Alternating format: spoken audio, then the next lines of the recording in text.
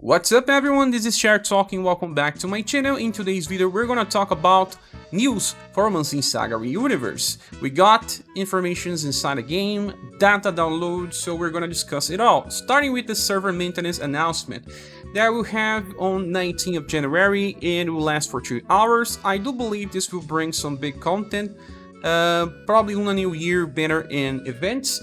And also may bring new styles for the Spiral Corridor. There is on JP a version of Gianna, Dragon Knight, and Gian, 3 characters from Minstrel's Song.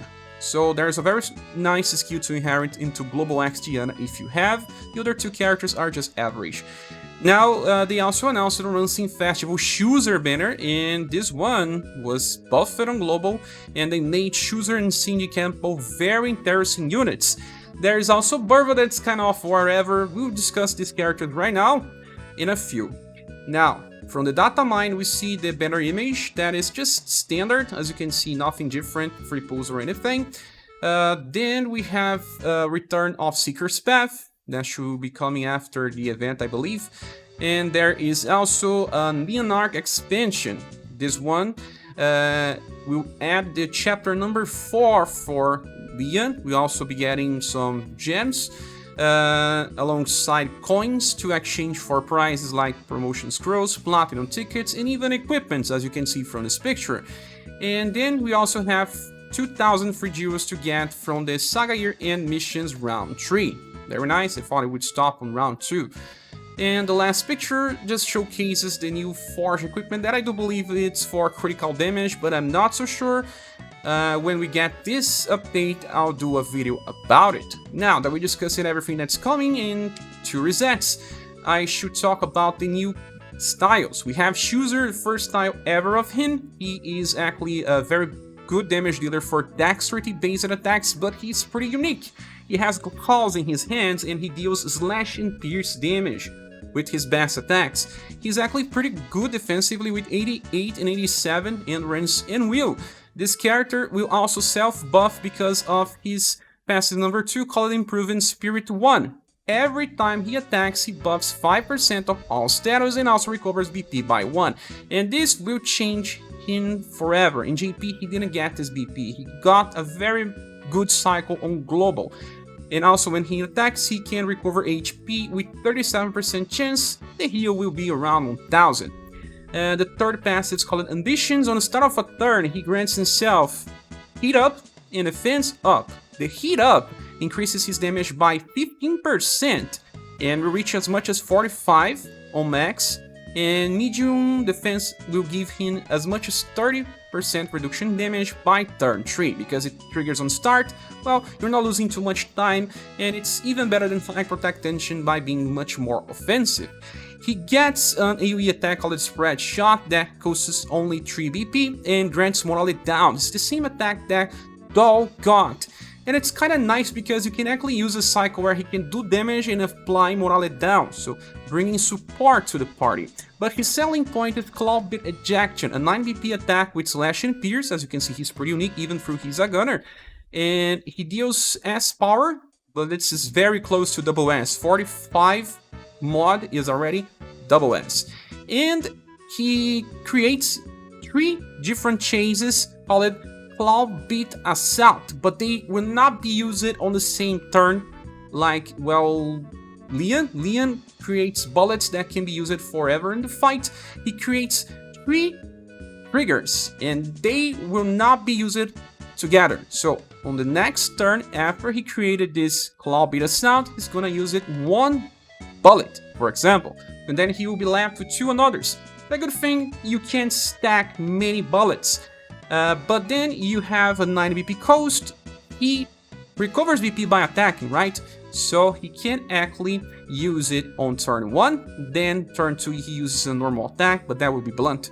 And then on turn 3 you can use Claw Bit Ejection again, and you will be cycling between 2 or 3 hits most of the time, even getting 4 hits. He is very close to damage potential of Leon while also being pretty defensive. And don't forget that every time he attacks, he buffs himself 5% for all status, recovers 1 BP, and has the chance to heal.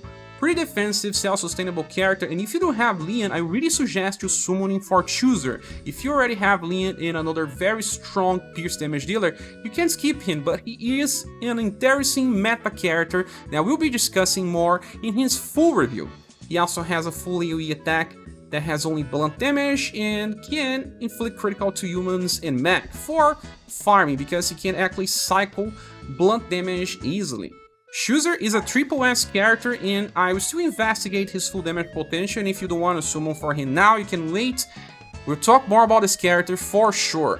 And the next character is Cindy Campbell, and she has some problems because she's a hybrid unit, trying to focus on 3 different status, none of them are too high, and she has very poor endurance and okayish will. She's a support unit with plenty of RNG, as you can see from the first passive, Transmission Tree, Dexterity and Intelligence. She has 25% chance to buff Dexterity and Intelligence by 20% to everyone in the squad. We had many passives like this in the past, with Barthélemy and Lunar New Year Boston. She chooses Dexterity and Intelligence that can be good for Leon, because Leon has his attack that can be buff endurance, but his intelligence not so high, sometimes he misses. But you can also just increase the intelligence of someone like Monica, if she's here in your same party, so that she can debuff better. Then we have the second passive called Cure Favor. On the end of a turn, she has 25% chance to heal everyone by very small, that should be around 160 HP, and also give 1 BP to everyone. This is very nice, something similar to what you get with Minstrel and iToken. Then the third one is called Enchanting Heal Dext.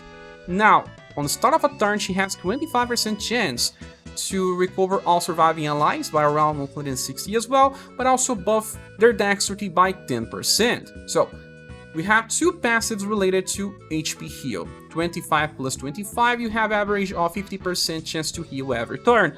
We also have a chance to buff dexterity with 2 different passives and also lose 1 BP. She lacks a defensive passive to resist damage, and we'll need to use her in some dedicated scenarios, like with the latest formation where she can be placed in one of those slots to receive less damage. If everything triggers, it's amazing, but, well, you should consider the average values. She tries to replace iToken because of the passives, but there's something else. Skill number 2 called Weapon Box. It's a support fast skill that will apply Secret Technique Gun, increasing gun damage by 25 to the party, and also Morale Up Medium, increasing damage by 25 for 2 turns to the party. The third effect is a Dexterity buff by 15% on level 1 or 25% on max level. You have to manually level the skill, but Seeker's Path is coming, it should be pretty easy. In JP it was 7 BP, now being 5 it's very easy to spend because she can get BP by her passive. But you only need to cast this every 2 turns. Only thing that will stack by using turn 1 and turn 2 is the Dexterity buff.